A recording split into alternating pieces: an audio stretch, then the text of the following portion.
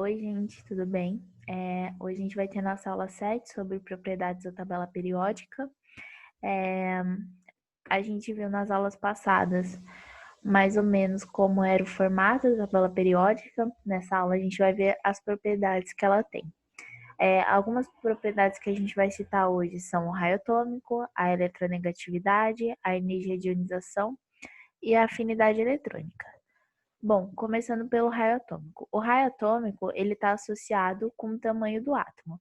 Então, a gente pode lembrar lá da matemática que quando a gente tinha uma circunferência e fazia uma linha do ponto central até a extremidade, a gente tinha o que a gente chama de raio.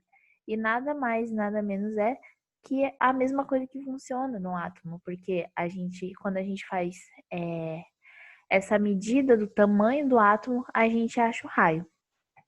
Aí a gente pode pensar que quanto mais níveis aqui a gente tem, mais elétrons a gente tem ao redor de um núcleo, certo? A gente viu isso nas outras aulas.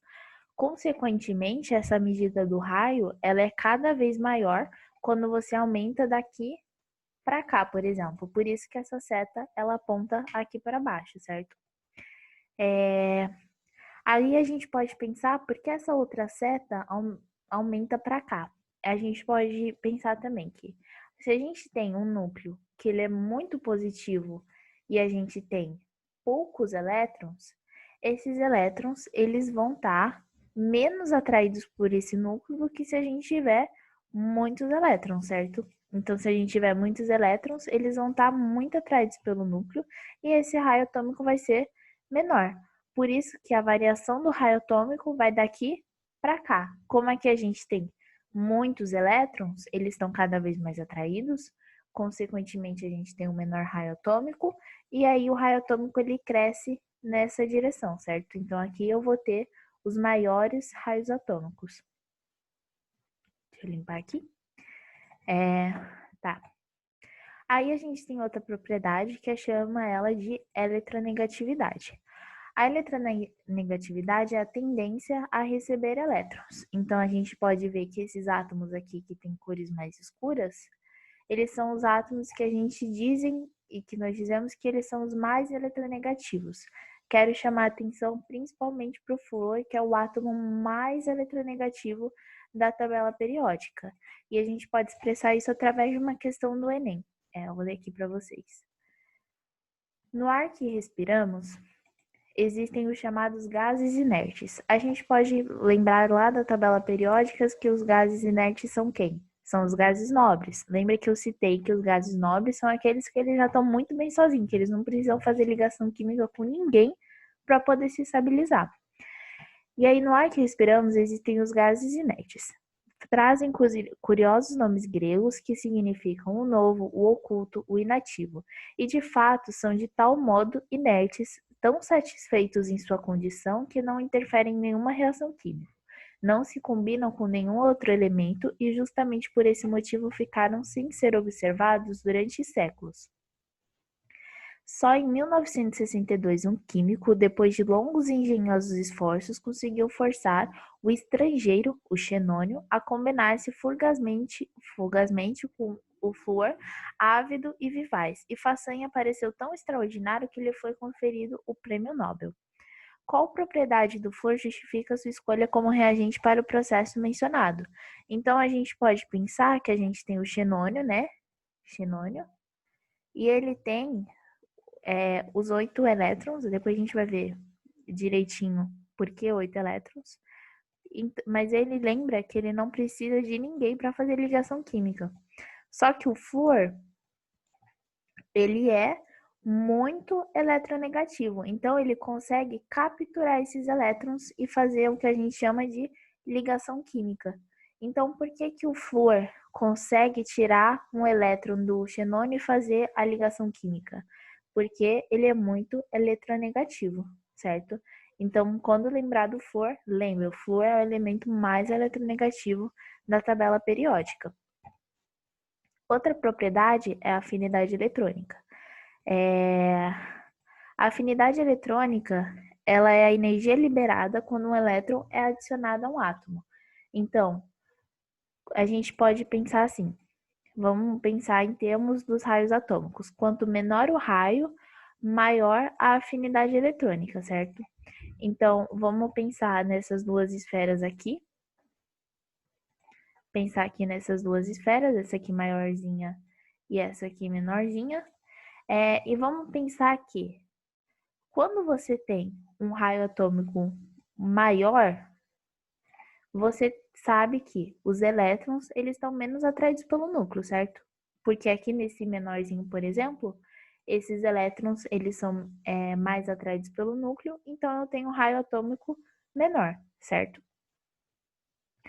E aí, vamos pensar, é mais difícil você tirar um elétron que ele está muito atraído pelo núcleo, como é aqui nesse caso de menor raio, ou um elétron que ele está menos atraído pelo núcleo, como é o caso desse átomo aqui maior. Bom, nesse caso é muito mais difícil você tirar o elétron, certo? Só que quando você consegue tirar esse elétron, você tem uma maior o quê? Uma maior energia, certo? Quem é mais difícil de retirar, você tem uma maior energia. Então, se a afinidade eletrônica é a energia liberada, a gente pode pensar que quanto menor o átomo, no caso esse aqui, maior é a energia e, consequentemente, maior a afinidade eletrônica, certo? Então, a afinidade eletrônica vai em sentido. Lembra que o raio atômico ele andava para cá e ele andava para cá, certo? Então, se a afinidade eletrônica é inversa ao raio atômico, então ela vai daqui para cá e daqui para cá, certo? Agora, a energia de ionização. A energia de ionização é a energia mínima para retirar esse elétron. Tem a mesma lógica que a gente falou ali na afinidade eletrônica. Aí você tem aqui os seus elétrons, né? Deixa eu fazer aqui. Você tem aqui os seus elétrons.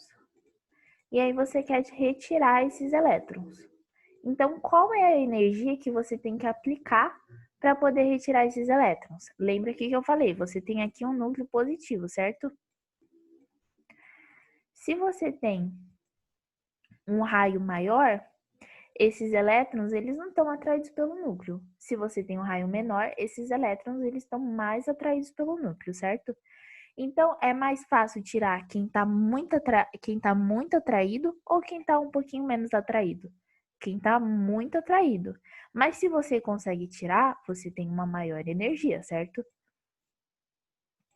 E aí, se a energia de ionização é a energia que você precisa para retirar esse elétron, quanto maior o tamanho do átomo, menor será a energia de ionização. E quanto menor o tamanho do átomo, maior será a energia de ionização, como funciona aqui nesse gráfico, certo?